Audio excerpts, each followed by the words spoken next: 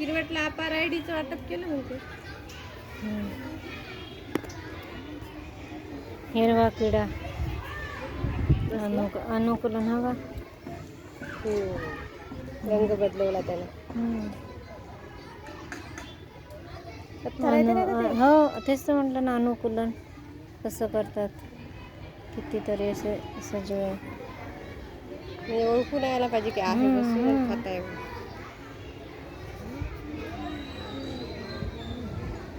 छान झाली आपली छोटीशी परसबाग.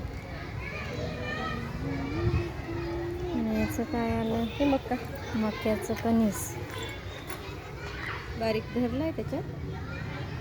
मोठं नाही होणार ते जास्त. त्याची हाईट ते सांबार येईल का नाही. तिकडचं.